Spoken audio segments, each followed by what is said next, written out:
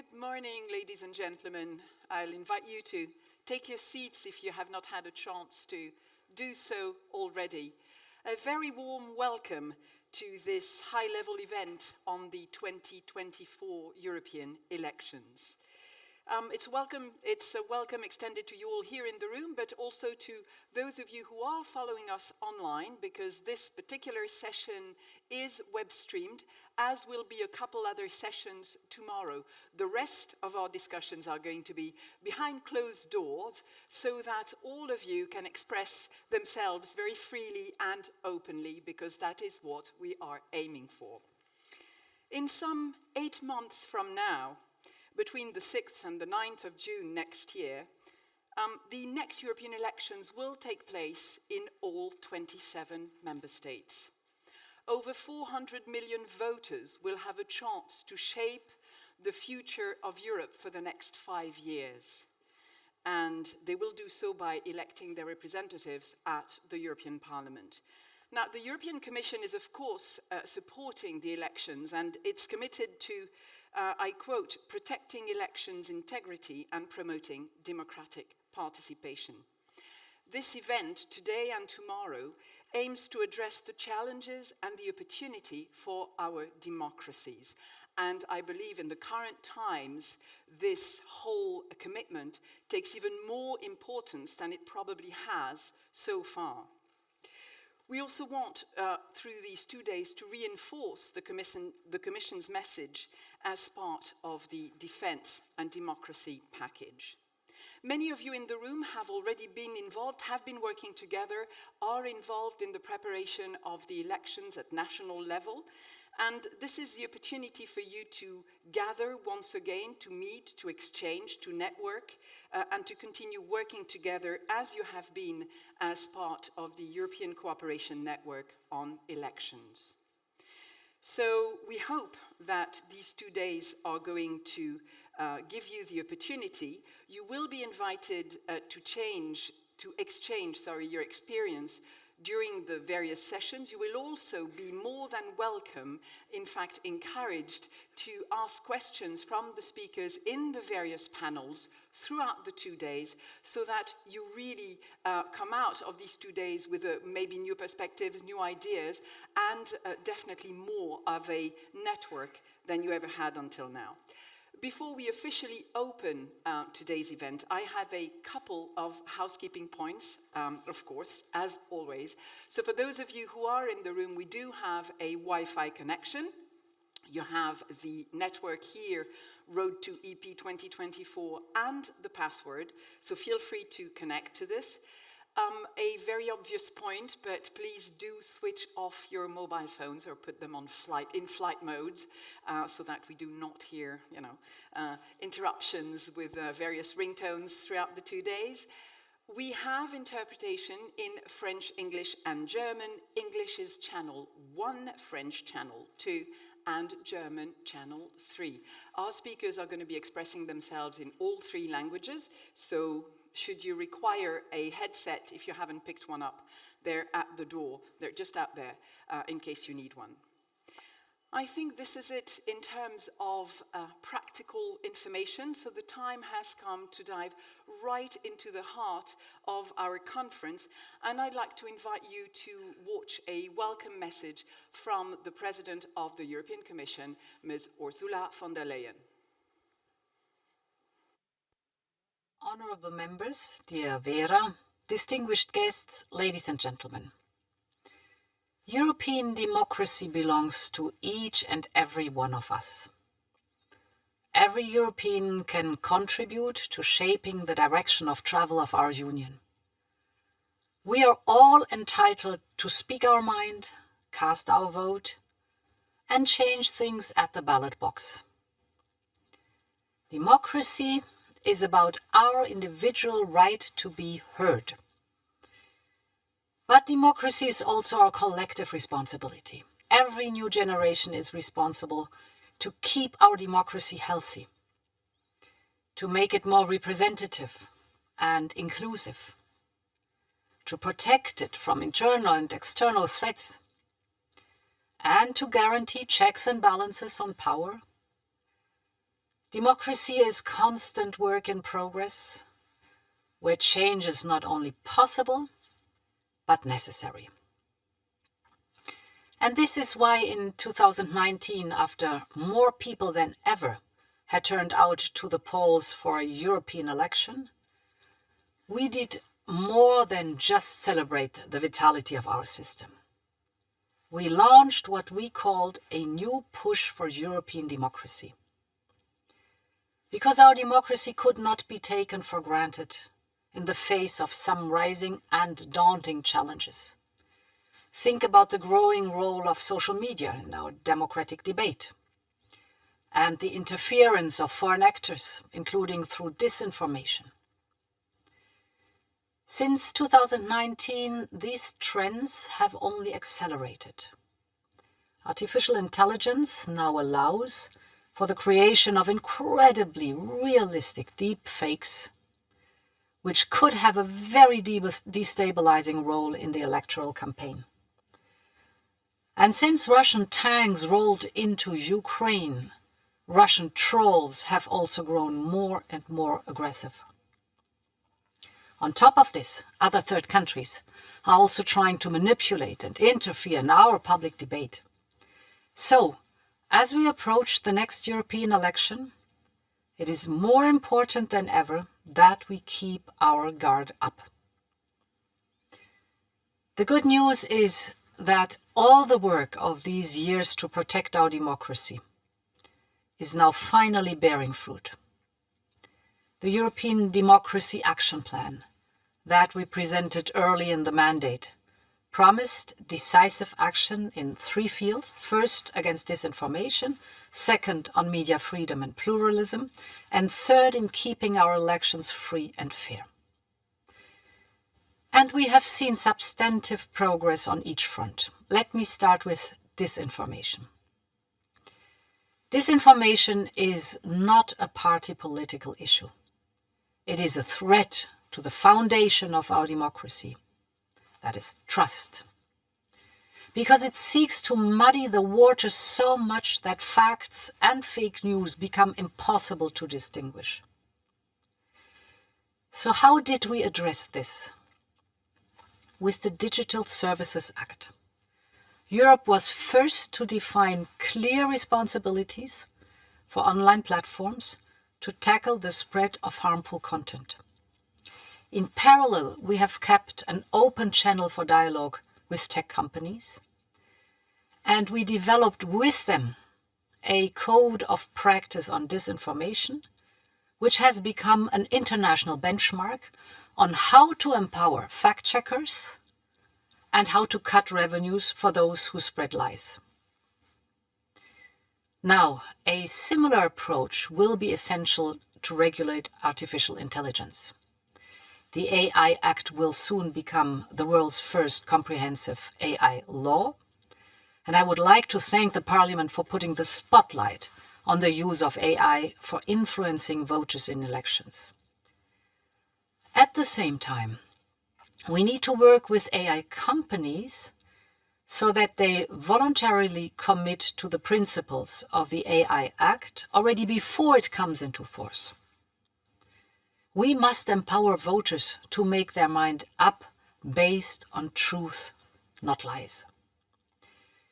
In a world of disinformation and fake news, independent journalism is more important than ever. To produce reliable reports, to debunk fake news, to speak truth to power.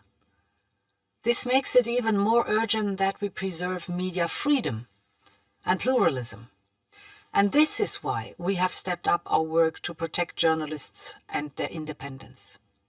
First, with the Media Freedom Act, to shield newsrooms from political interference and the use of spywares. And then with our proposal to protect journalists from strategic lawsuits aimed at silencing critical voices, the so-called SLAPP. And I encourage Parliament and Council to get this over the line as soon as possible. I believe that our union should always keep a close eye on media freedom all across Europe. And this is why we have put at the heart of our annual Rule of Law report the media freedom. We want them to become a driver of reforms at the national level, for instance, to enhance the independence of media authorities. Media freedom gives voice to all other freedoms, and it needs constant care to protect everyone's right to report, to criticize, and to be informed. Third, there is one key word to keep in mind as we enter this electoral season, and that is transparency. Citizens deserve to know where the information that they get comes from and who pays for it. They deserve to know the truth. And this is why we have put forward new legislation on the transparency of political advertising, so that people are aware of the source and purpose of advertising. Thanks to the work of the co-legislators, it can become law already ahead of the European elections. We are also finalizing our Defense of Democracy package with the goal to bring covert foreign influence to light. If foreign actors are secretly paying for lobbying campaigns to influence our democratic processes, their activities will be exposed.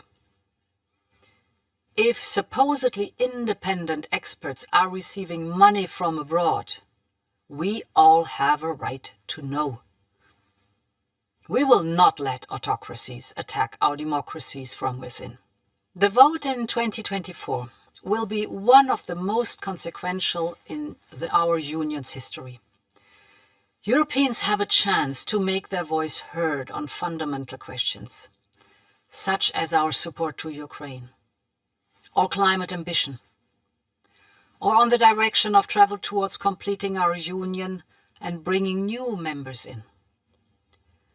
As all political forces lay out their different visions for our future, we must also focus on the common mission that unites all of us.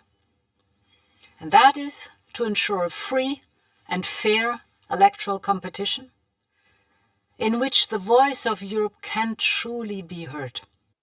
Elections are the cornerstone of democracy. They are the moment where we strengthen the bond of trust between the people and the institutions that serve them.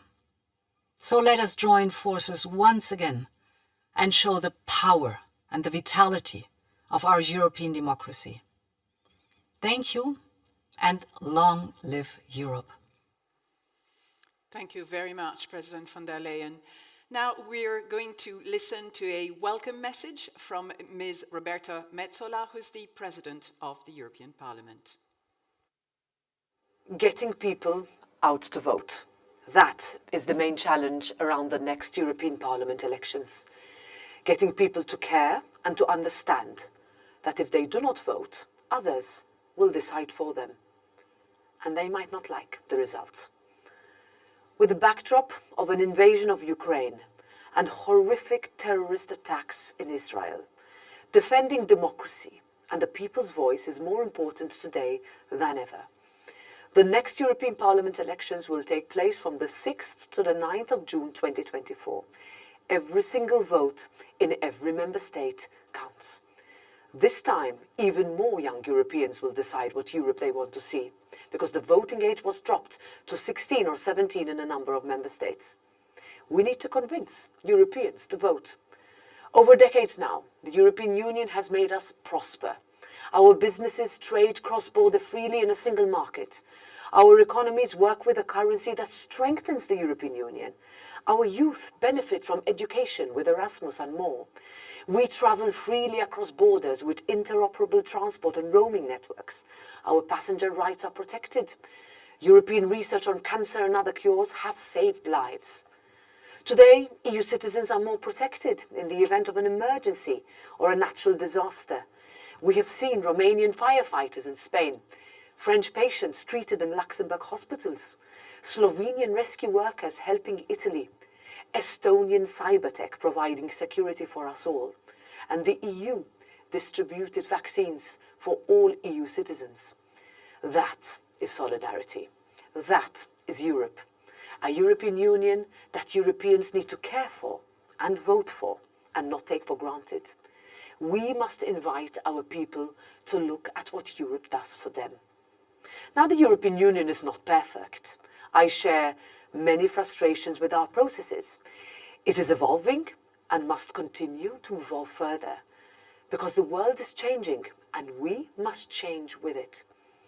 It is true that even more needs to be done to make things more fair and more equal. Building Europe took enormous political courage. We need to find that spirit again now. And that also means that we must protect the integrity of the election process in new ways. We must counter social media disinformation campaigns, polarizing public opinion, and spinning easy extremist populism. We must counter cyber attacks targeting electoral systems, and all while listening to people's fears on EU enlargement, migration, the digital green transition, energy shortages, and price hikes. But the biggest challenge of all is to reignite in our people a sense of collective European purpose, to convince people about Europe and of the merits of doing things together. Political leaders must explain, listen, and then listen even harder to people's genuine concerns. At a time when we want more, it would be a grave mistake to care even less. If you don't take part, you let others decide for you. That's why Europeans must believe and vote for Europe, because Europe matters and can deliver more. So that is why you can't miss out on the next European elections. Get on the register. Be part of the largest democratic exercise in Europe. Do not let someone else choose for you. Vote. I think we missed a little bit of the speech there, but we're going to just move on and thank President Metsola for her intervention. Ladies and gentlemen, like every 5 years, next year's vote is indeed going to have to ensure a free, fair and resilient election to the European Parliament. And these qualities, these aspects are really necessary to ensure the confidence of European voters. We've just heard, in particular from President Metsola, the fact that confidence is essential because it is what is going to lead us to a European Parliament that is truly representative of voters' wishes. So in order to set the scene about the next elections and indeed the necessity of preserving our democracies, I'd like to welcome Ms. Vera Jourova. She's the Vice President of the European Commission in charge of values and transparency. Good morning, Madam Vice President, please.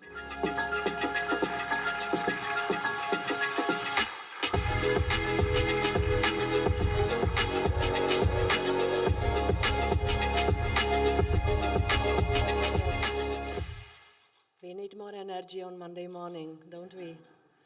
And I already got a lot of it from my boss, Ursula von der Leyen. She seems to have the same speechwriter as I do. But it's true that we speak the same voice and we are on the same page with Ursula on what we want, because what we want are free and fair elections in the EU, free choice for the people, more people taking attention into who will be representing them in different democratic institutions and many other things. We don't want manipulation. We don't want the foreign actors to influence our political discourse and our life, which would be the end of the story, because if the elections go badly, if there is manipulation, of course, it will influence the life of people in the EU. And we live in hostile environment now, so we are absolutely convinced that those who want to influence elections in the EU, they have a slogan, the worse the better. So they don't want good things for Europeans. So indeed, we want the same things with Ursula von der Leyen and with many, many others. who are still in the European member states parliaments, governments, and in the current European Parliament as well. Well, we are a few months from now, between the 6th and 9th June 24, millions of Europeans will go to the polling stations, they will cast their vote, and they will decide who will be representing them for the next 5 years. And also, this is not only for Europe. In the next 18 months, around 65% of the democratic world will have elections. And as we are all aware in this room, elections are always a litmus test for our liberal democracies, because free and fair elections are the core of our democratic systems. These elections, as we already heard from Ursula von der Leyen and Roberta Metsola, they will happen at a time when democracy is under challenge.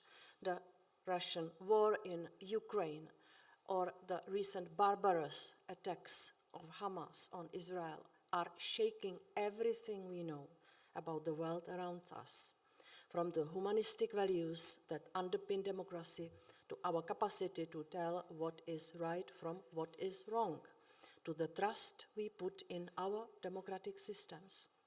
And trust is what I like to speak about today. Put simply, our entire democratic systems rely on the trust that people decide to put in those who represent them. Without trust, there is no democracy. However, we have, for instance, a recent global survey done by the Open Society Foundation, which tells us that, and now the quote, about 1/3 of respondents say that having the army rule or a leader who does not bother with parliament or elections is a good way of running a country, end of quote. And this sends a very clear message. We all have work to do. I see 3 key ingredients to restore trust in democracy.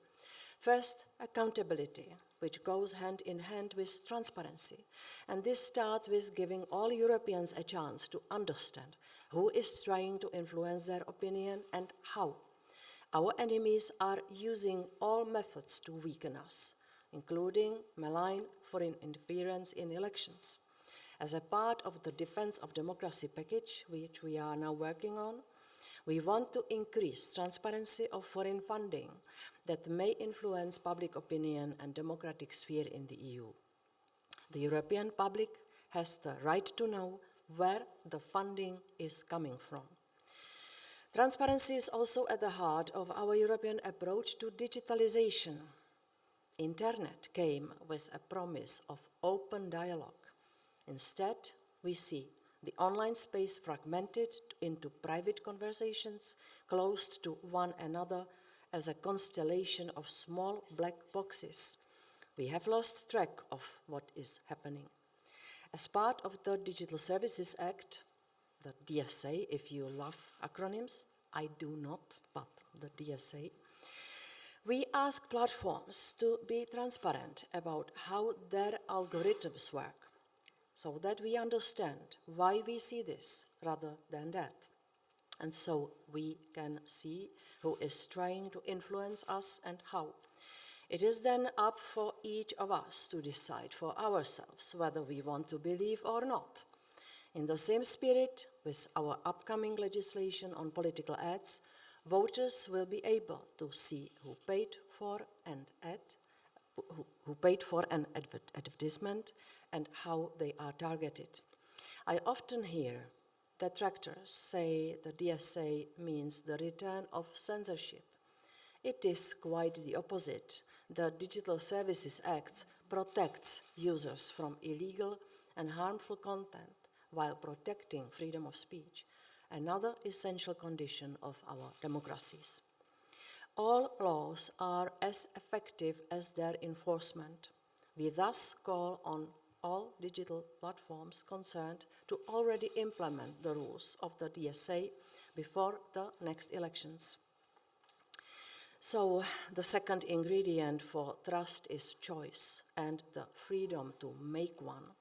It is not our job to make decisions for people, not our job to get offended with the decisions of the voters, but it is our job to create conditions where people can take their decisions with the best knowledge available, free from manipulation or distortion. That is where the crucial role of media kicks in. Voters take information from the media. Media help to uncover corruption of those in power. Yet, inside our very home, we see tendencies to weaken pluralism, to pressure the media so they become mouthpieces of the power. This Commission has stepped up actions to support the democratic role of the media. We have proposed the Media Freedom Act that will enshrine common safeguards to protect media pluralism and the editorial independence of the media. This is our first ever European media freedom law. Supporting free media and countering disinformation are two sides of the same coin. Disinformation spreads further with every passing day. It has become a multi-million euro weapon of mass manipulation. The constant disinformation campaigns spread by the Kremlin and other actors are a reminder of why this matters, even more so as we face elections. We must stay stop to this. And we have a plan to counter disinformation and foreign information manipulation. We have our strengthened anti-disinformation code. It sets out commitments by industry and other relevant stakeholders to take action to counter disinformation, such as helping support media and information literacy, which is a key ingredient in making people more resilient to manipulation, taking down fake accounts, or investing in fact-checkers. It is clear that online platforms have to do more, especially in times of elections. I call on signatories of the Anti-Disinformation Code to include Central East European languages in their work to address disinformation, because those countries are most severely hit by the Russian propaganda.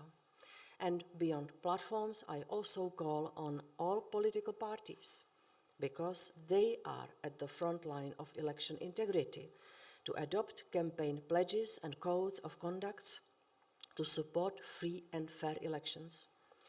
The third ingredient essential for trust is fairness. Everyone has to play by the same rules: the government and the challenger, a politician and a citizen. This is why we pay such an attention to the rule of law. Rule of law is a glue of our European democracy. Our firm actions in the last years are a testimony of our determination to take the rule of law issues extremely seriously. We need to further advance our work and European debate on these issues. Ladies and gentlemen, there is no democracy without elections. But there are elections without democracy. They are not fair and largely meaningless. This is not the kind of elections we want to have in Europe, because elections are a feast of democracy. The people in this room, including myself, that were placed by history on the wrong side of the Iron Curtain, know this for a fact. We know how undemocracy feels. And we know how hard we must fight to both protect and nurture our democratic systems.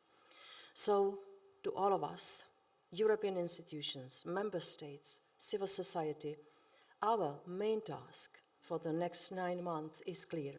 With every piece of law, with every campaign and every outreach effort, we must lead Europeans to free and fair elections.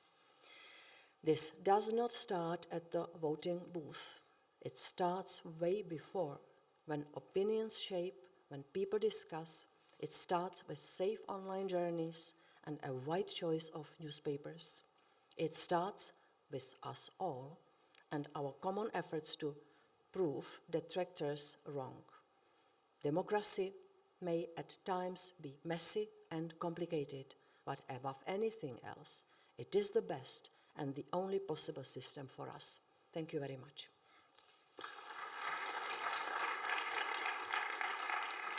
Thank you, Madam Vice President. If you'd like to take a seat, you're going to be joining us for our first panel discussion.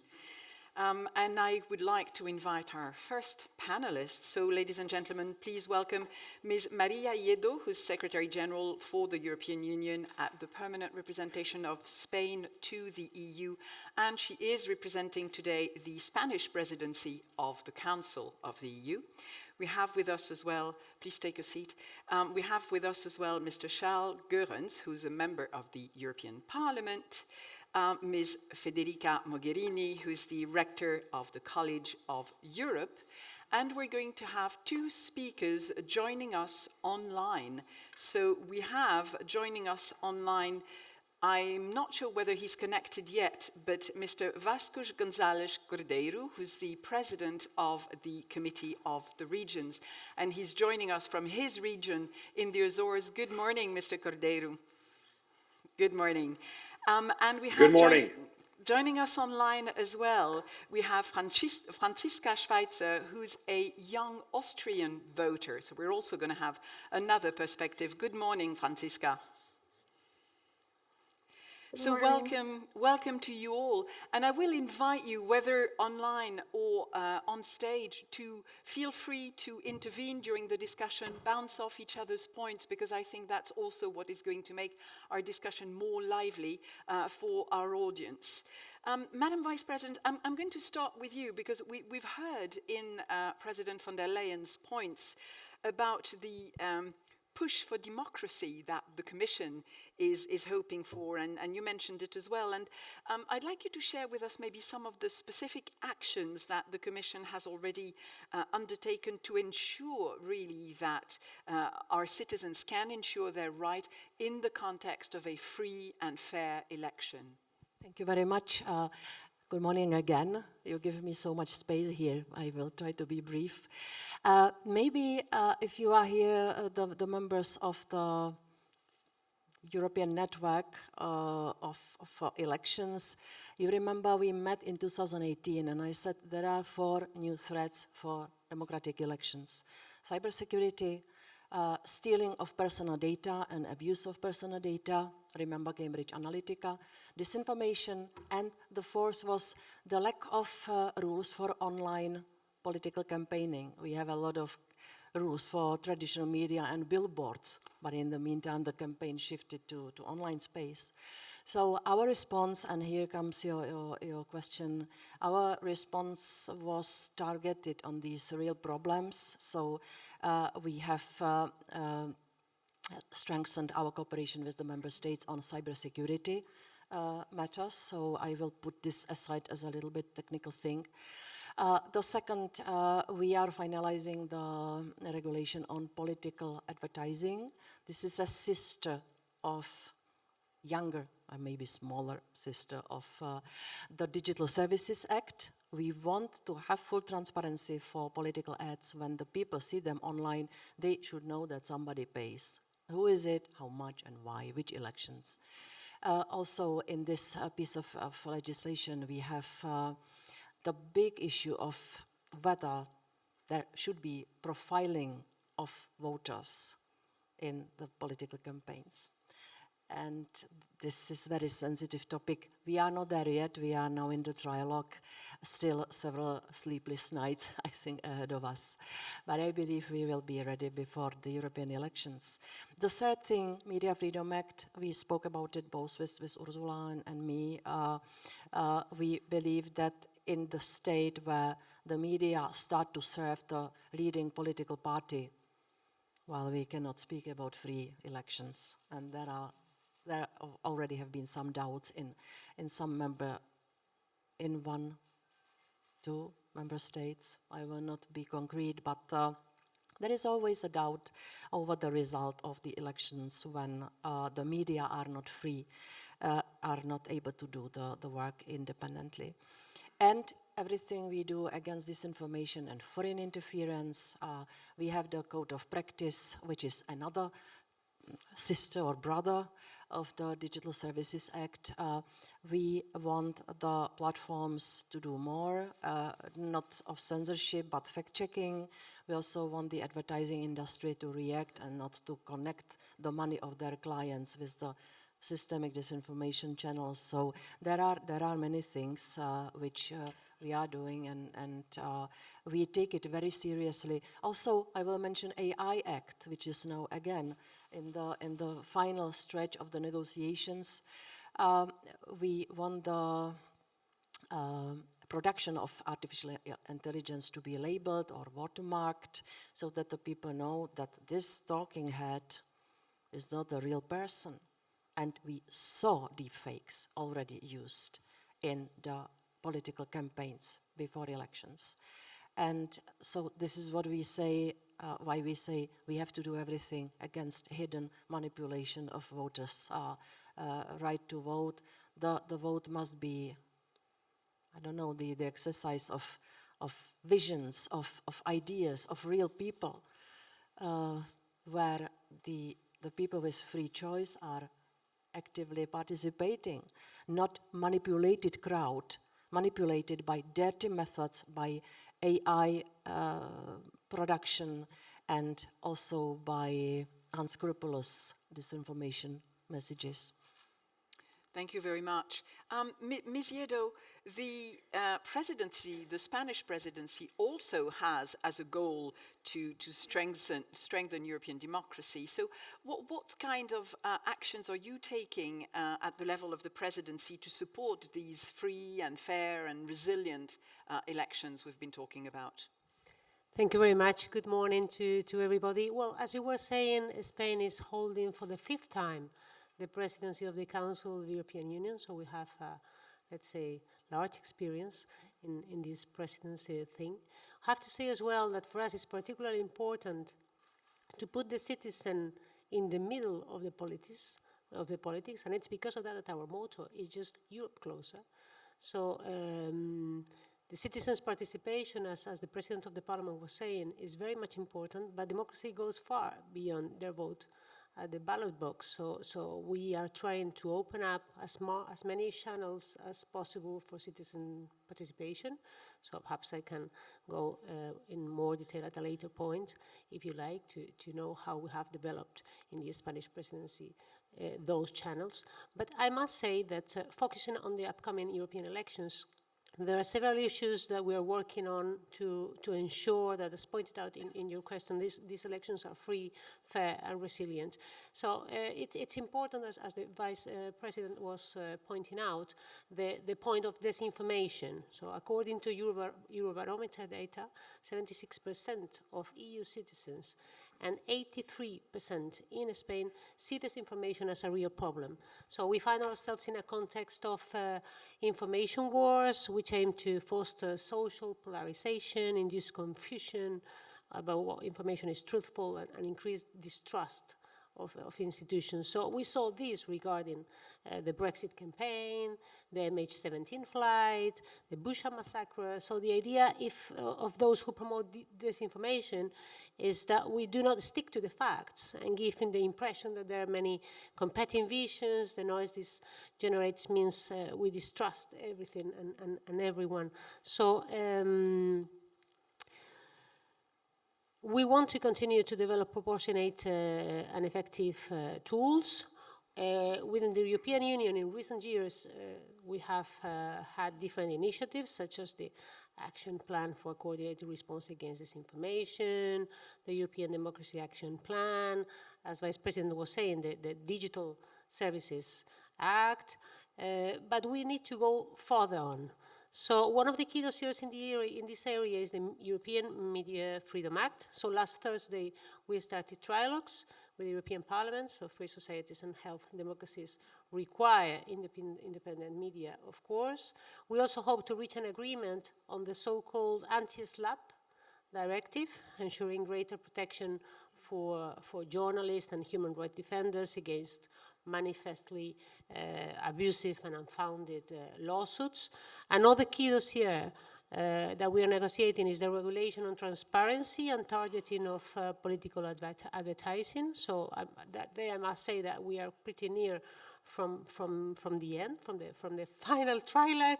I hope so. As you know, this dossier aims to ensure that the political advertising that European citizens receive enables them to exercise their democratic rights in a free and informed manner. Another key dossier that we're promoting is the regulation on the statute and funding of European political parties and foundations. With this, we must prevent interference from third countries and protect the fundamental rights of citizens. There is an important piece which will be ready for the next election. So now the efforts that we're holding is try to recall positions in the Council and try to go further in the negotiations. We'll take to the General Affairs Council the 2 mobile citizen directives on the exercise of the right to vote and stand as a candidate of the citizens of the European Union residing in member states, other that of the one of the nationality. We're according great importance, of course, to the package, the democracy package, so we're really hoping to be presented by the commissions. And we're very much conscious as well in the proposal of the new electoral law. So we'll take the clusters with more consensus to the Council in November. So in conclusion, elections are free when citizens can count on verified information, choosing according to their best judgment the offer they consider most appropriate.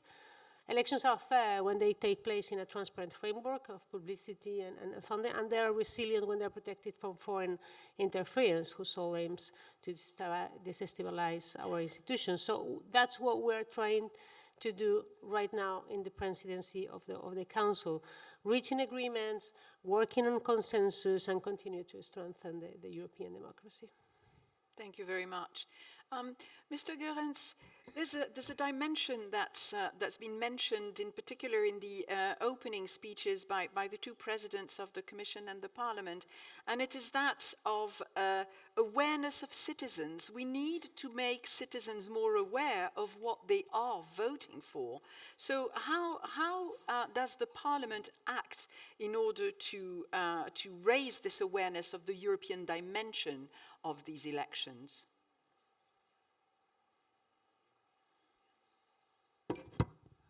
Merci, j'ai entendu que j'ai le droit de parler français, de m'exprimer en français. Donc, well, I could hear that I have the right to speak French, so I will do so. Comme je suis devant vous, je ne peux pas vous cacher que j'ai quelques années d'expérience politique sur le dos. You can see that I have a couple of years of political experience on me. I was national MP, de parlementaire européen et de membre du gouvernement, ce qui m'a donné l'occasion de participer à plusieurs formations du Conseil de l'Union européenne. Cette expérience me fait dire une chose. This experience le rare privilège makes me say the following. I've had the rare privilege to be in all the places that concur to the formation of a European il est plus difficile de comprendre le setting. vrai mécanisme It avec les pensées et surtout les easier for me qui to sont à la understand the thoughts and the afterthoughts cadre. that can be found on avait in those l'illusion, settings. on avait nourri l'illusion selon We laquelle had après the les premières élections that pour after le the Parlement first européen élu elections au suffrage for the European direct en Parliament 1979, elected on avait direct laissé derrière nous scrutiny, tous les problèmes relatifs à la we had légitimité left du Parlement everything européen. behind us, all the problem related to Or, the EP. ce n'est pas le cas. On But a it dû is not the renforcer le case. We système had to des strengthen majorités qualifiées. the qualified Et majority il y a un system. aspect qui échappe à nos citoyens. And there is an C'est le fait aspect that is not qu'il y a une understood by deuxième the branche citizens. législative There is a second pour laquelle legislative il n'y a pas branch d'élection for which au there is suffrage no universel direct. C'est universal le Conseil. vote, Bien entendu, and that tous is ceux the qui font Council. Of course, all those who are members of the European Council or Council of the European Union, rather, en général d'avoir l'appui d'une majorité de leurs électeurs. That they have the support of a majority of their electors, of their voters, but it's not always the case. Une partie des décisions est prise par le Parlement européen. So part of the decisions are made by the EP, le Conseil, and the other part is made by the Council. Reconnaissons-le, travaille dans une moins grande ouverture, j'allais dire opacité, mais dans une moins grande ouverture. C'est moins transparent. Et voilà, il est difficile donc d'expliquer le cheminement d'une décision. How a decision is made. So what can we do? Je crois que le grand problème consiste à trouver une écoute attentive. Et quand le système est trop difficile à expliquer, les gens décrochent. But when it's too complex, people are not interested anymore. Par le fait que je viens d'énoncer, ça laisse une très grande opportunité pour tous ceux qui veulent remplir ce vide et les remplir avec des fake news.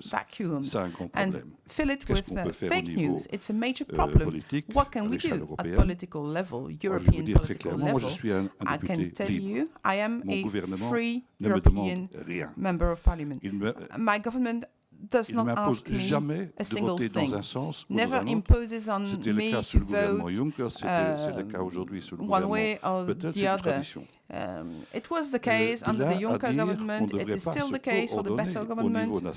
That does not mean that you should not coordinate at the national level in order to have the European file move on.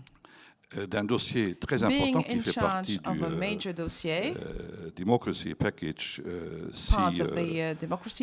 bien géré par Madame la commissaire. Je dois vous dire qu'au niveau du Parlement européen, on arrive à faire des pas en avant. Et j'ai beaucoup d'admiration pour les successions, pour les différentes composantes ou les différentes présidences en exercice du Conseil successives, d'essayer de convaincre les 26 autres de faire quoi que ce soit pour avancer dans ce domaine. Malheureusement, on n'a pas suffisamment réussi. Pour faire court, je suis avec Rainer Wieland, co-rapporteur sur le financement des partis politiques. Nous avons fait un rapport d'initiative.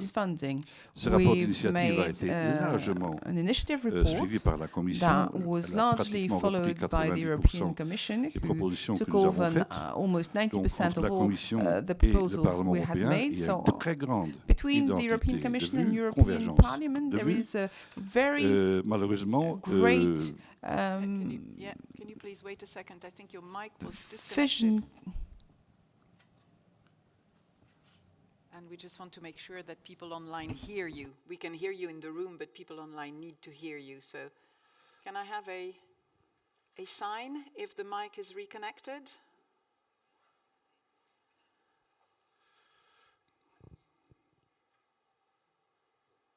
I think mine is disconnected as well. Okay, we can continue. Yes, we're back. There we are. Sorry for this. Okay, j'étais sur le point de vous dire que nous n'avançons pas suffisamment vite. Nous voudrions avoir des partis politiques indépendants. C'est la raison pour laquelle nous voulons un parti de cofinancement qui reste à charge du parti pour leurs actions soit réduite. Ça les rend moins dépendants de l'argent qui vient de l'extérieur, ce qui est une bonne chose. Et nous voudrions aussi qu'elle soit efficace. Où sont les obstacles? Les obstacles sont le fait qu'on est extrêmement limité par ce qu'on a le droit de faire. On peut bien entendu faire des programmes électoraux Of course, you can have electoral programs at the European scale. That's the essence of a political party. The party nominates candidates for commission or for major position. But when it is about telling your opinion, you cannot do anything. You cannot take part in the referendum campaign in your country, for example.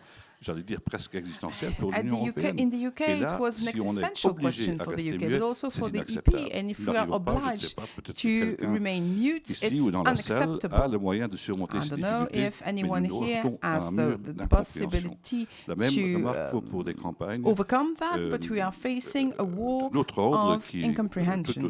sont toutes aussi importantes pour Another l'avenir rule de that are l'Europe. very Alors, important, je voudrais those dire rules are very pourquoi c'est important for tellement the future important. of Europe. Comme And nous why avons are deux they so branches important? législatives qui ont des As we légitimités have two différentes, legislative mais que branches la with politique doit different quand même être legitimacies, une, and nous as the avons policy intérêt must be à faire a converger single tous les policy, acteurs all vers le même sens, players vers have les to finalités converge inscrites en towards traité, vers les common finalités finalities that inscrites dans can les be programmes found in électoraux. treaties Et and ça, on ne electoral peut le faire programs. qu'avec, And this can pas only seulement, be done mais on peut le faire entre autres avec or des partis notably politiques européens renforcés. with Nous avons strengthened tellement European besoin political de faire parties. converger We need les personnes convergence qui souvent appartiennent à une même famille politique of the people vers belonging to a la same réalisation de political l'objectif family affiché dans les towards the programmes. achievement Si on n'arrive pas of à their faire goals. cette démarche, If this on ne devrait pas approach se cannot plaindre be que les gens, les a citoyens, single approach, ne nous comprennent pas. you Un should not dernier mot sur be le turnout, je crois qu'en français, c'est surprised that participation people do not électorale. understand this. Dans mon pays, The le electoral problème ne se pose pas. turnout, in my country qu'on a there le is no vote problem obligatoire. Je crois because que the c'est la même vote chose is pour la mandatory. Belgique et I think la it's Grèce. the same for Belgium and Néanmoins, Greece. ce n'est pas une Still, garantie pour que that les does not citoyens mean ne that se désintéressent. citizens are interested in politics. Je persiste à croire que And la I démocratie still européenne believe that European a tout à gagner democracy si on arrive à has much évacuer to win rapidement ce package if we can démocratie. if we Les can gens ne proceed comprendraient with pas the democracy parce qu'il y a package.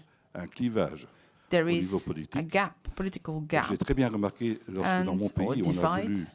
voulu faire And participer in my country, when we tous les tried citoyens, to même have ceux all qui ne sont citizens pas de nationalité luxembourgeoise, participate, aux even élections those who are not of Luxembourg on s'est nationality, heurté in à the un legislative refus, legislation, there was considérable. a 80% huge de la denial. population était contre. 80% of the population was Parce que against c'était pas une opposition tous azimuts it. It was contre not la participation des citoyens non luxembourgeois à l'exercice opposing politique national. to Mais c'était non-Luxembourgese nationals to take part l'opinion publique to contre l'establishment. legislative Et je crois que c'est ça, election, la but it fissure was qui, really actuellement, the au niveau public européen, against the nous cause tellement de establishment. problèmes. And this is what Et avec is des so partis problematic politiques at renforcés, EU je crois level. que nous serions And with à même strengthened de political transcender un peu ces policies, difficultés. Thank you very strengthened much. political parties, Mr. Albert we would Cordeiro, all you're, as fare I said, better. the president of the European Committee of the Regions. You've just heard from Mr. Goerens this need to sort of fill the void of information to citizens, and he also mentioned voter turnout. Now, how do you see the role of regional entities, regional and local entities, in order to encourage this voter turnout for the next elections in particular? Well, good morning, Florence, from the middle of the Atlantic. Good morning also to my fellow colleagues of this panel. Before going to your concrete question, let me address 2 or 3 issues that for me and for the Committee of the Regions are very, very important. First, to underline that those are special elections. The 2024 elections for the European Parliament are special elections. The context we are living in, not only because what happened in the recent past, but what we are living right now and what it's foreseen to happen in the near future, make those elections one of the most important ones that we faced or we've gone through in the last few years. I'm talking about the role that the European Union and the European Commission had in the COVID, in the Ukraine, but also in all the difficulties that people feel, the social and economic consequences that European citizens feel from these situations. The second issue I would like to stress is something that I don't want to minimize the importance of external factors in the electoral process. And I would call them like disinformation, media freedom, transparency. But let us not forget the responsibility that the political players have in the electoral process, exactly about turnout, for example. If you don't have a strong practice of accountability, of transparency of purposes and procedures, if you're not able to put forward before the elections what you think and what you want to do in key issues that impacted the citizens' daily lives, you cannot expect a higher turnout. And this does not have nothing to do with disinformation, media freedom, and transparency. This has to do with the political practices of the political players. So I don't want to minimize the impact and the importance of the external factors, but let us not take the risk of thinking that once it's all solved from the external point of view, disinformation, media freedom, transparency, and all that, we will have the sun rising in June and we'll have an amazing. That's not true, because people, they distrust the political process, and the battle to gain citizens' trust begin inside. Begin with the practices, begin with the procedures that political parties, political players follow. Now let me get to your question, the role of local and regional authorities. First, I don't think this should be only an instrumental role.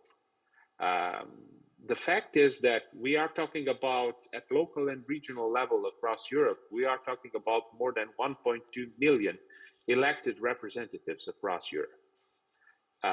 We know from data, not only from the European Commission, but also from OECD, that this level of government, the local and regional level of government, is more trusted than the national or even the European level of government.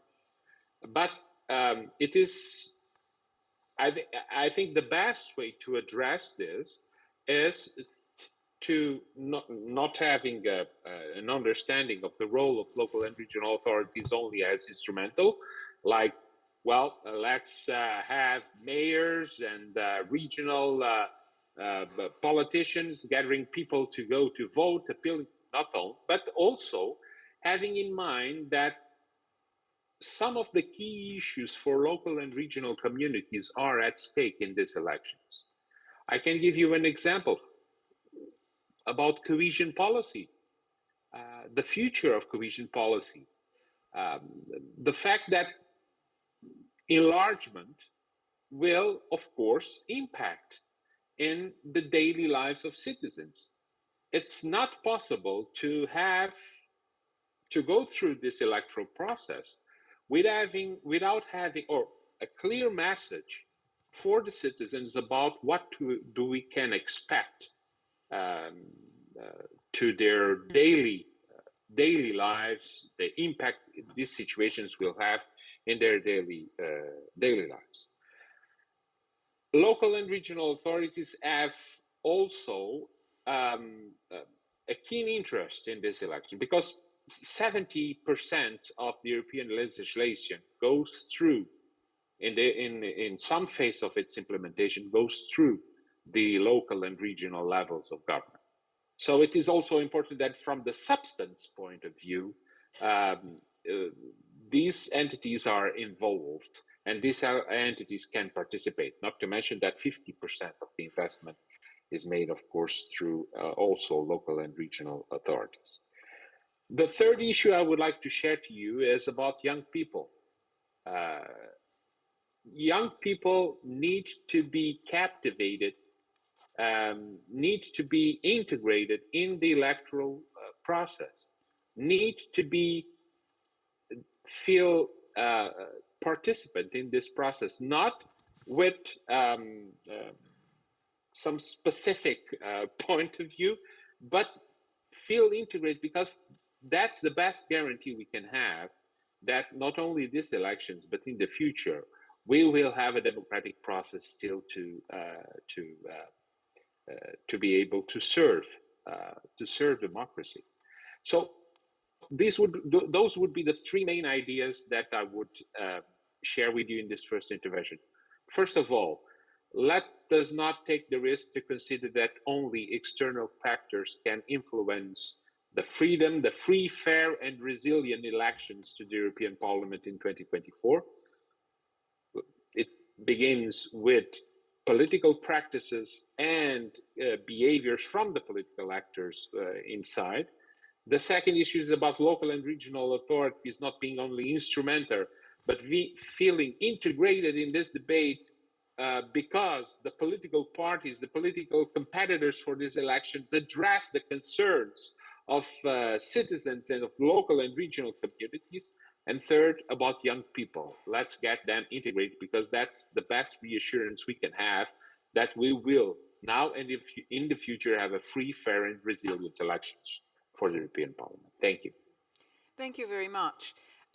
Ms. Mogherini, we've just heard from Mr. Alves Cordeiro the necessity to talk, for instance, about enlargement and explain enlargement, but on a broader scale, the whole geopolitical situation does have an impact on the election. So how do you think this impact actually works? You know, what kind of impact does the geopolitical situation have on the elections? Well, thank you for the easy question.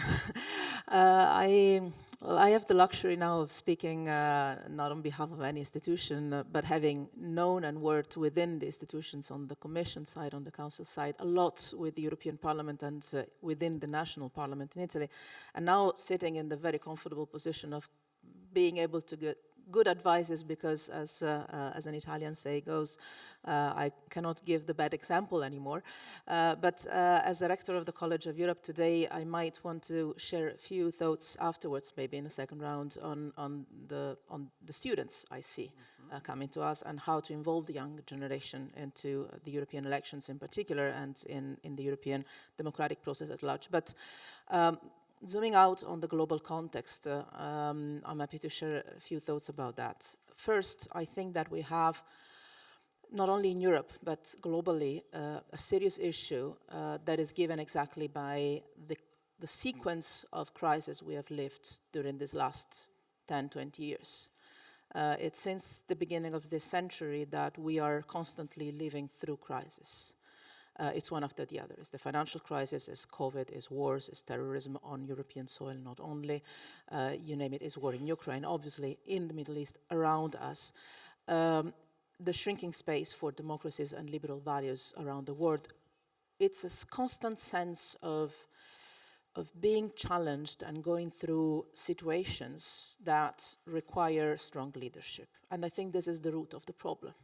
I think Vera was mentioning it with the numbers. So many citizens, not only in Europe, but also in the world, have the impression that facing crisis requires, let me use a simplified expression, the strong man in power. And it's always a man, never a woman in their reference, but that is the sense. That is the common sense that is growing all across the board, not only in Europe. And that at the end of the day, the complexity of democracy might be a burden if you have to go fast and strong. And I think that this is the root element that we need to address, to build a narrative about why democracy is actually, and the complexity of democracy is actually more effective in the world of today. And I think the European Union has good arguments for that, because the way in which we handled the COVID pandemic was remarkable and wouldn't have been possible without our complex democratic system. The way in which we reacted to the war in Ukraine is remarkable, and it would have been possible exactly because of the complexity of powers and instruments and resources and viewpoints that we've put together. So I think that first is, the first geopolitical challenge we have is to build a narrative to explain why democracy delivers, and the complexity of democracy is an asset and not a weakness, point number one. Second point, clearly the world is going wrong, is going in a very dangerous direction. And obviously, we have more and more external players that have an interest in influencing our democratic processes. But this is happening now to a scale that is unprecedented, but this has always happened. External interference in internal domestic processes is as old as history. I think it was, I'm using an expression that Jens Stoltenberg used to use a few years ago. The first experience we had in history of hybrid warfare was probably the Trojan horse. It's not, the external interference is using new technologies and new means, but it's not new in itself. The problem for me is when the external interference has internal agents. That is something that troubles me enormously. And I think it's also something that is very difficult to regulate and to control, to handle. I have the impression that external interference is as strong as our internal weaknesses are. And the point is how do you deal with, and it's not for me to give the answers. I think the Commission and the Parliament and the Council are putting together instruments to try and contain this. But at the end of the day, there's a political responsibility in our countries, in our institutions. When we have European leaders, when we have European politicians, when you have European media that channel the external interference and even back or support those kind of narratives. That is the problem, because here you enter into the cycle of what is legitimate freedom of expression and political positions and whatnot. When I hear in the European Parliament or in the Council views and positions that are clearly very much in line with what our, I would say, interlocutors from other parts of the world are saying about Europe, that is the point. What is external, what is internal, and how do you square that circle? I think that here, having a very strong, apart from the regulating part, which is in the hands of the institutions, it's not for me to tell about this, but to develop a strong narrative and a strong feeling of European pride in our way of living our democracies, I think is needed.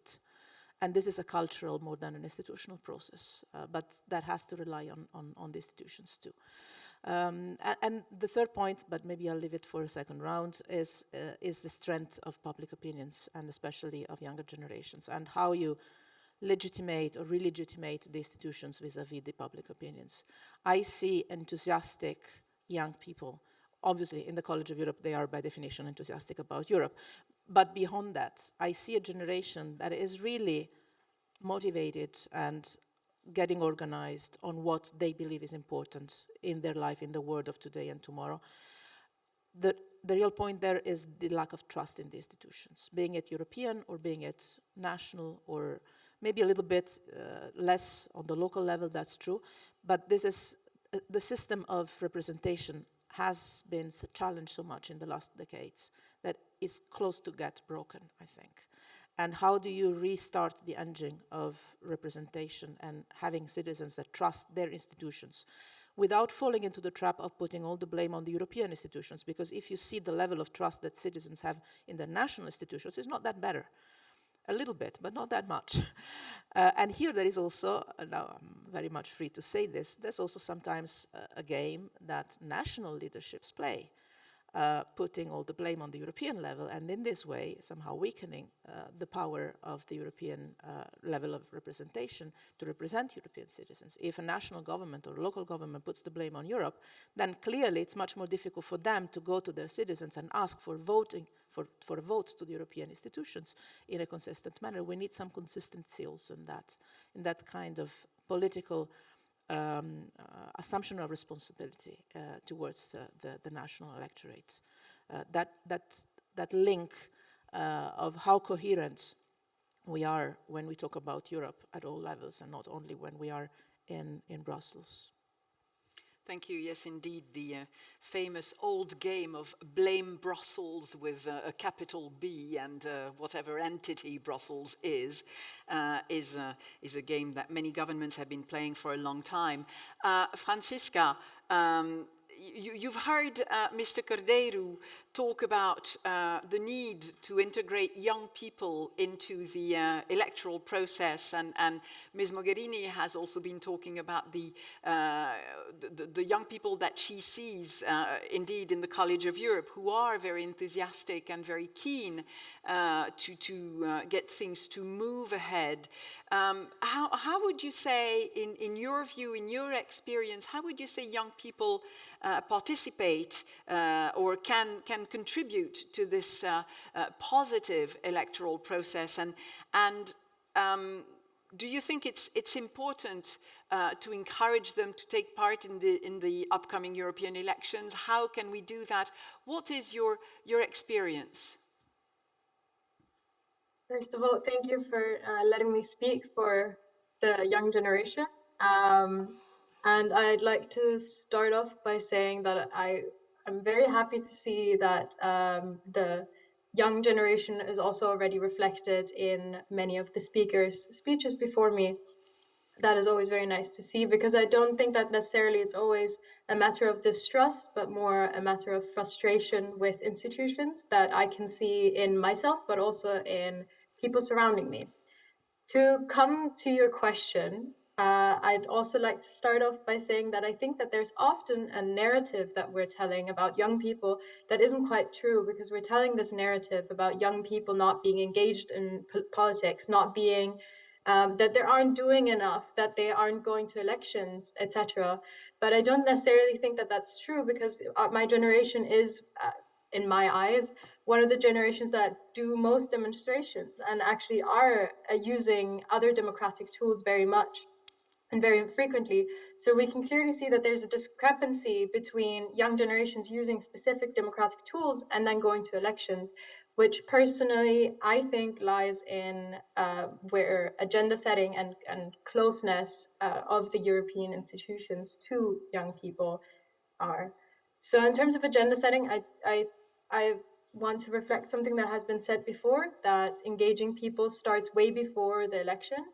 And I think that that is very much true. And in the case of young people, I think it's very important to hear more and reflect more the public opinion that young people have.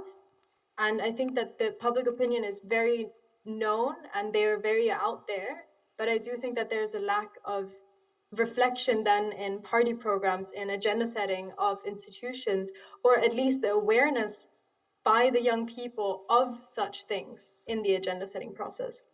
So I think that that is very much the first point that I want to point out.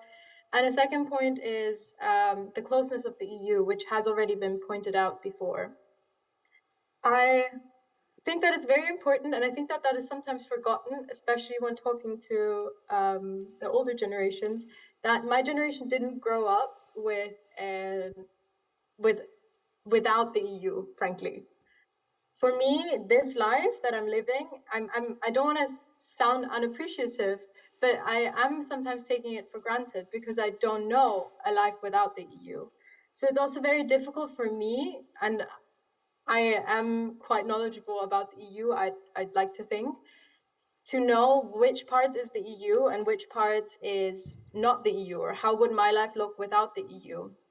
And I think that that is also something that a lot of young people struggle with, knowing what the EU actually does for us. And I'm trying to blame also Brussels, because I know that you're doing a lot for us, but there is somewhat of a lack of awareness. And I think that that also starts in the education system. I do want to point out that I finished my bachelor in June, and I still don't understand the EU political system, and I studied it now. And I think that says a lot about me having a university degree and still not understanding. And the voting age is being lowered towards even younger people, which I think is amazing. It's a first step. As an Austrian citizen myself, I think that is a first step and very amazing, but it needs to be followed by a right education system, by young people understanding what the EU does for them earlier than university, because that is also, once again, very privileged of me to even be able to acquire that education, that level of education. I have a couple of more points, but I can also leave them for a second round later on. Maybe some people would like to react to what I'm saying as well. Thank you. Indeed. Do we have a reaction from our panel, either to Franziska's point or anybody else's point? Yes, Ms. Mogherini. I don't want to monopolize, then I'll shut up. But what Franziska said is really something I would like to back enormously. And indeed, I think this generation, it's a couple of generations actually, has a flame in them. They have a belief, probably because they know that it's either them or no one else. There is an element of desperation in this activism, I think, but I recognize this element of energy in which they really put all they have in trying to do the right thing with a lot of frustration. And the frustration, I think, is part of a natural dynamic. There is something that you can do in civil society that you cannot do in institutions, and vice versa, and that's healthy. But I think we really need to nurture this energy, this hope, this also wisdom that the younger generations have in themselves, and give them instruments. They find instruments by themselves, but I think that empowering the younger generations is the key word if we want to have a resilient system on the receiving end, because everything can be done to ensure that elections are free, fair, and resilient on the regulating side. But I think that the other side of the coin is to ensure that you have voters and public opinions that are resilient and that have a critical approach to what is happening around them. And this is education, education, education. I started to wonder after I now moved from the institutions to the education system, to the academic environment, why don't we promote, obviously because it's national competence, I know, but why don't we try to have European classes from primary schools all over Europe, all over the European Union, as it exists already in the European schools, but the European schools is only for kids of officials, basically. They are the ones that need it less. Why don't we have the European Union really taught into the primary schools across Europe? Again, I know it's institutionally complex, but I think that this would be a way to plant the seeds for citizens to understand what is EU and what is not EU, as Franziska was mentioning. And the other point is really to empower the younger generations, giving them the voice. We often invite them to participate, to be informed, to come on board. But I think that the real point, as they have a certain level of maturity that is quite impressive, I think the key point here is to give them the lead on how to shape the campaigns, also for participating to the European elections, to get them out to vote, especially now that we have this challenge of this opportunity and challenge to bring some of the 16 years old to vote. I think we need to ask them how to campaign. I think we have them campaigning, and I think we have to have them on board as players. We always refer to the younger generations as the future. I think we have to realize they're the present and not the future. They're the present of this continent and also the hope, I believe, of this continent, and empower them as much as possible. Again, education is one key, but not the only one. Activism, civil society, youth organizations, the active citizenship that can be promoted there. I think that this is really the instrument we can have to empower resilience and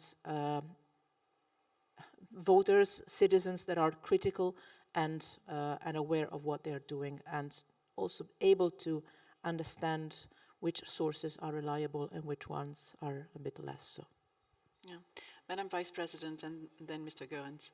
Yeah, I'm happy we speak about young people here because they should be more, I don't know, invited to shape the future of Europe.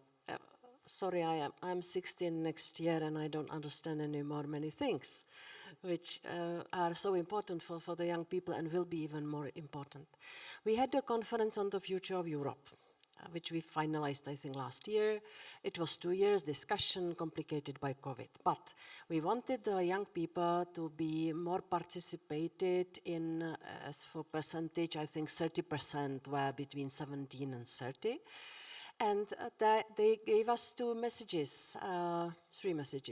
First, democracy and freedoms were absolutely high among their priorities. They wanted. At the same time, when under the chapter of democracy we started to speak about the European electoral system, like Spitzenkandidaten, they kept asking me, why do we speak about it? Nobody wants to speak about that. They do not care about, the Games of Thrones. They want to see that democracy works for them and that they will have their voice heard. So it was, the debate was a lot about the European electoral system and transnationalists and Spitzenkandidat, and the young people didn't get it. They wanted to speak real life and how democracy can work. We heard from them that indeed education, as Federica said, you have to promote education. It's your job, but but there is also a very, very strong reason for that. Education is key for them to understand. I was surprised how mature they were between 16 and 18. More mature and politically wise than many much older people. I don't want to generalize. But what they also want is the perspective. The housing perspective is miserable, good jobs, education leading to good work, no precarious kind of short-term opportunities. These are things which we have to pay attention to when we are preparing the political programs. Last two a little bit technical comments. I came to a conclusion that that there is a need to react on the demographic line.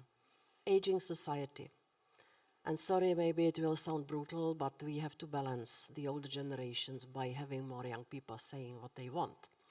So for me to see that member states go for 16, it's a good news, really good news. I am now sharing with you my personal view. There is, I think, no official position of the EU on that. The second thing, e-voting. For me, it is a festival of elections. When I go to my town, dress nicely, take my 5 grandchildren, and go to cast the vote on paper. But is it still a good thing for the young people who are used to do everything online? We should think about that. And by thinking and introducing the e-voting system, of course, we have to think first about the security of the system, because in Estonia, they told us, yes, we introduced that, but it has had a lot of problems. And then there were a lot of doubts whether the elections were not manipulated, whether they were secure, and so on. But I think 16 plus e-voting might be a very, very good way forward to hear the young people more. Europe needs them to cast their vote and to influence the future. Certainly, if we look at the example of the UK, where young people were not as involved as they could have been, and it's the older generation, the much older generation, my generation, your generation, which made the decision for their future. That's a very stiff example of what we want to avoid. Mr. Goerens, yes, and then Ms. Jadot. Vous venez justement de dire à la fin de votre intervention at the end of your intervention, you said what I wanted to say at the beginning of my intervention. What I've been surprised with is that we had 1 million young people that took the streets in the United Kingdom to keep their country within the European Union. It's really a testimony of faith.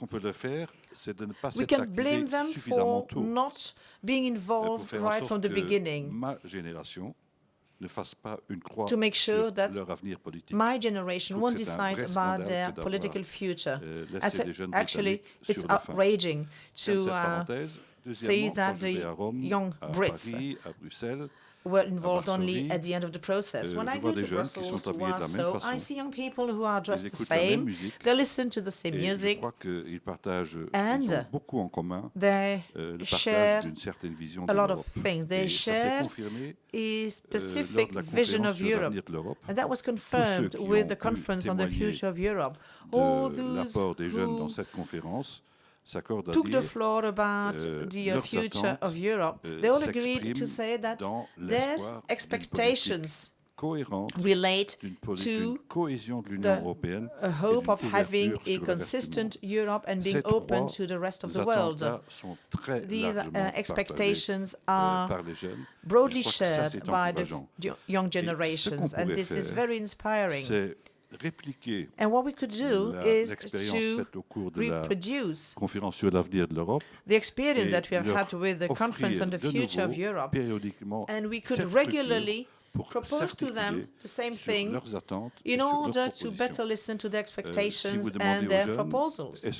If you ask young people, do you think it's good to keep the unanimity process with regard to the foreign European policy? Well, 95% of them will say no.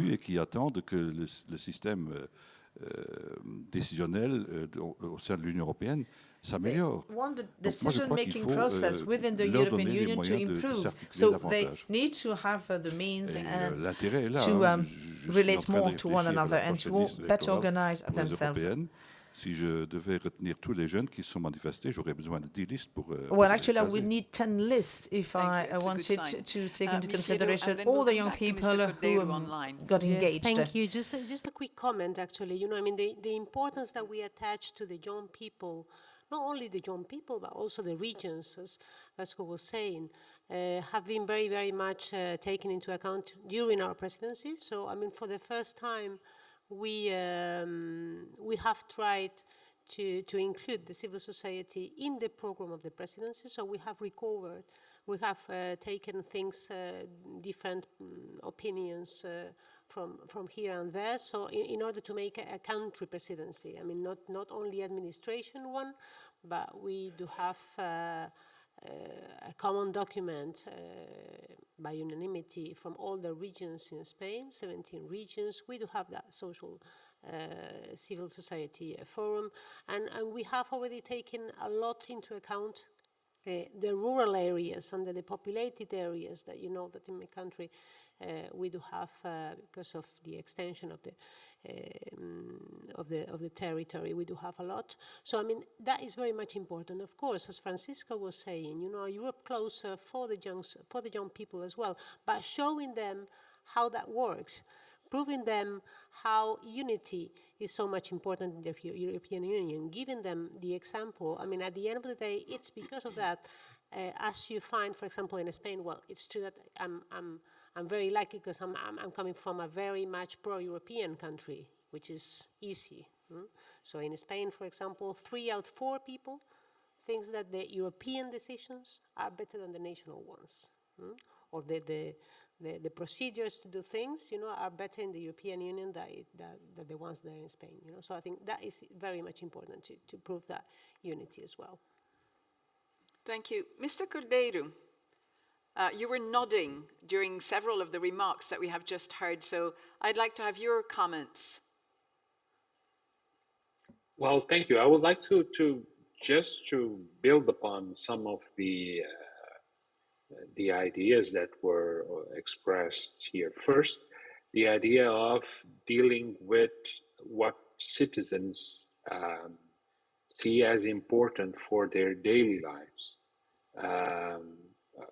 I think that's one of the keys to make them feel connected, to make them aware that what is going to be decided in these elections can affect the way they live, has an impact in what it's important for them in their daily lives.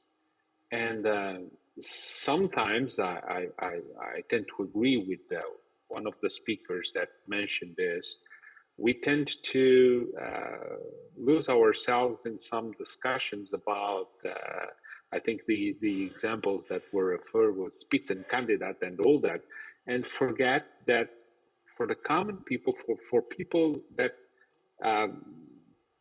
have more pressing issues facing them, they need to have answers to that. The second part is about young generations. I think was all said, and I agree. I stress that importance. The third issue I would like to stress is about not only accountability concerning this this last mandate, what was achieved, what was not achieved, and why. I think this is a good way of reinforcing the confidence of people in democracy, in the institutions, in levels of government, but also being very transparent about what to expect in the future. I think people tend to understand better if we are clear. I would use the word transparency of purposes and procedures, then try to, to paint something that it's not real. And the European Union has some big challenges ahead that, considering the way, it depends on the way they are addressed, will impact the way people live. I've mentioned enlargement, I've mentioned, I could mention about cohesion policy, I could mention a lot of other issues that in one way or another will impact the way people live. So being transparent, this is what we intend to do, this is what the commitment we established concerning this issue is this one. I think that would be very, very important. Thank you very much. I don't know what our speakers think, but I'd be tempted to open the floor to questions so that we can continue this discussion rather than, continue on prepared questions, at least questions that we have prepared. So do we have questions from the room to pick up on several of the points that have been made? I mean, we've been having quite a rich and open discussion, so it would be interesting to hear short comments or questions to any of our speakers. And please introduce yourself if you take the floor. Not yet? Yes, please. We have a mic coming your way. Yes. It is. The lady on the third row here. Thank you very much. Thank you, good morning, and thank you so much for the organization of this event. I am Aude Maillot-Kolisch, I work at the European External Action Service, and very interested to hear all what we've said on the foreign interference and manipulation of information as we work hard on it as well. My question goes to the panel on, as we are looking for high level of participation as we managed in 2019 in the European elections, how do you see the involvement of EU citizens living outside the EU borders? We know that the great majority of member states allow for the right to vote for EU citizens living abroad. Some others don't necessarily, but are not all equipped to do so, to allow for the actual vote of European citizens. At the European External Action Service, we will be very active in promoting the go-to vote through our EU delegation, of course, with EU member states embassy. But how do you see that in a broader sense? Thank you very much. Thank you. Ms. Jourova?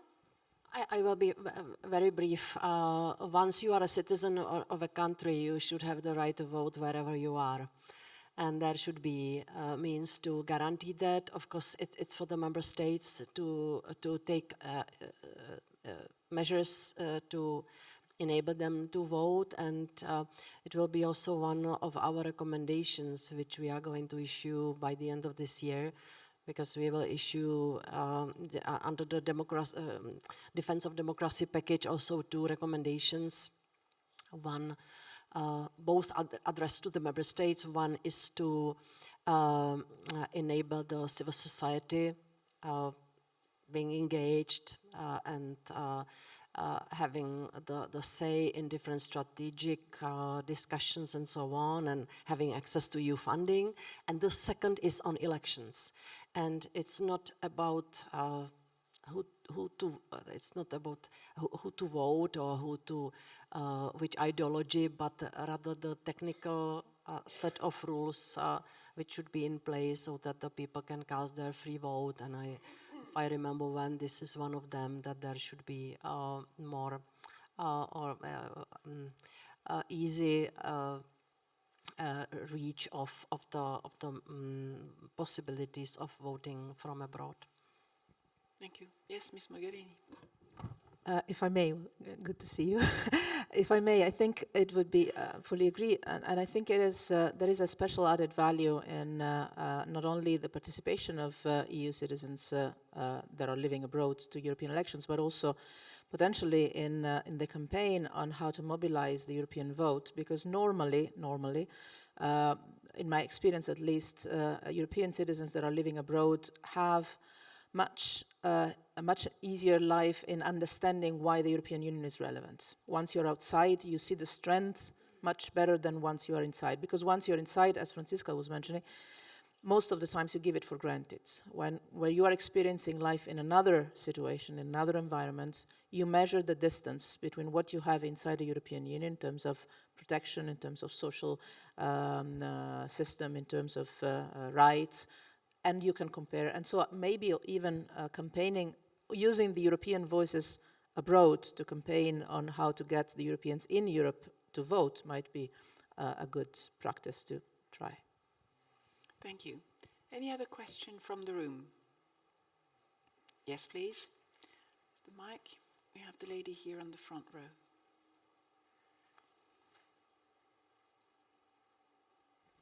Thank you very much. Thank you very much for organizing this in the first place. My name is Tanit Koch. I'm here in my function for the Transatlantic Commission on Election Integrity.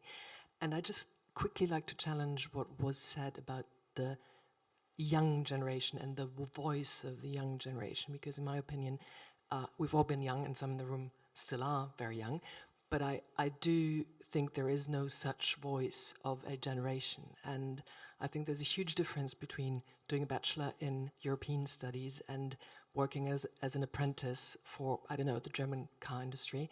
And if, I'm not sure everyone here knows, but in the recent state elections in Bavaria, they did a sort of virtual under 18 election. And in this, it was basically a poll. In this election, the AfD would have ranked second. So obviously we need to give young people a voice, and they need to be represented too, but to generally say there is that one voice for young generation, I think is quite dangerous, actually. Thank you very much for this point. Would anybody like to respond to that particular point? Not necessarily. So any other question in the room now? Or I still have a couple of questions, but in case there is, yes, please.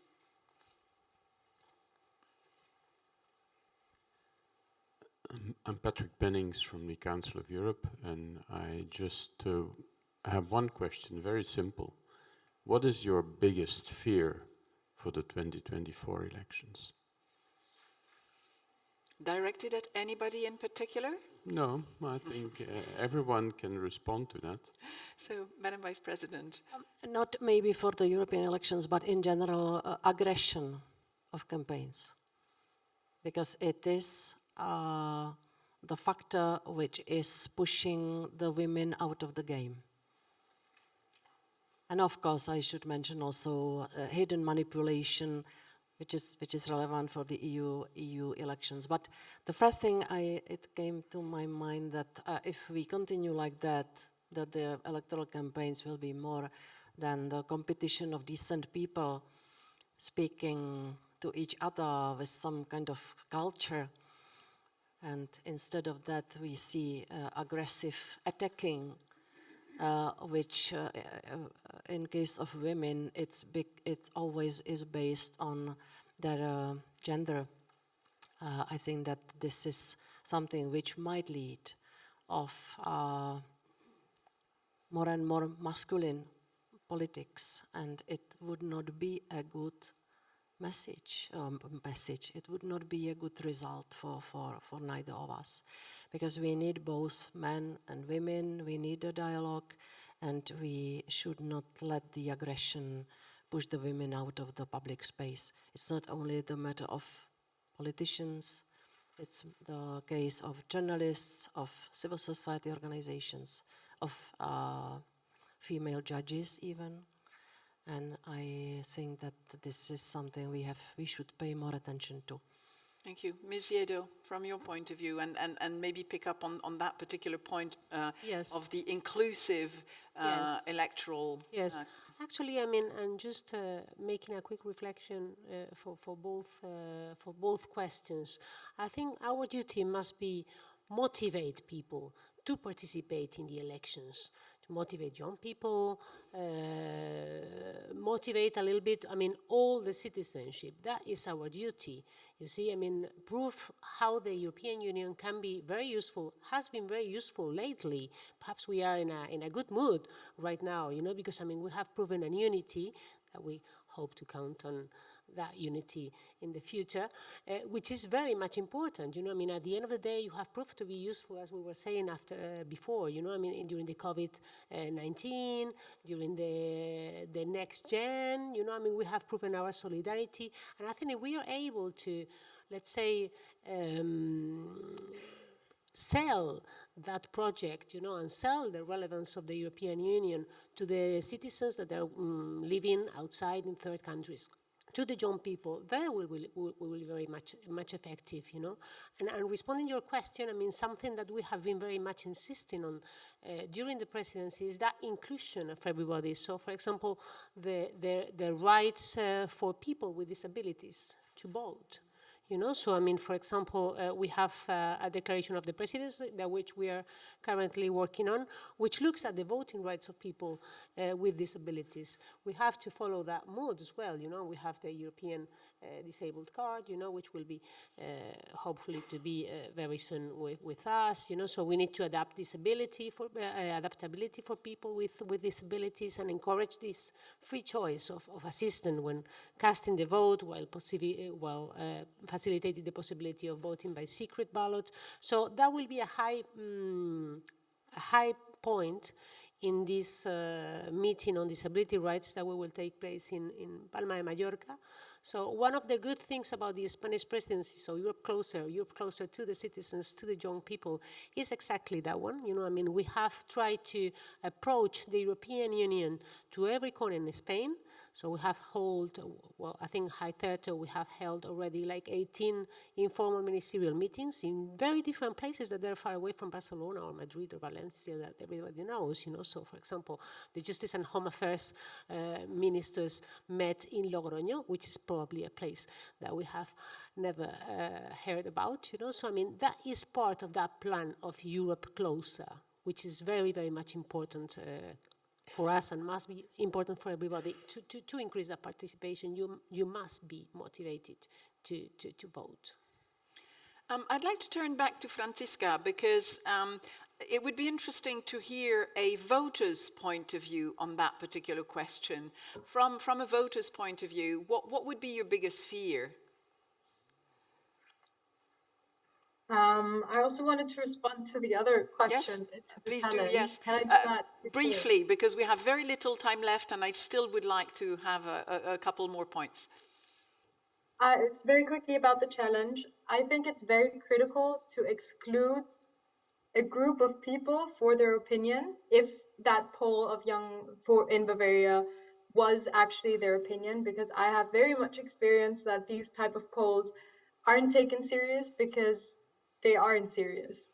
So I think it's very important to keep that in mind, that young people also, if they feel like they aren't taken seriously, they will also not take this poll seriously.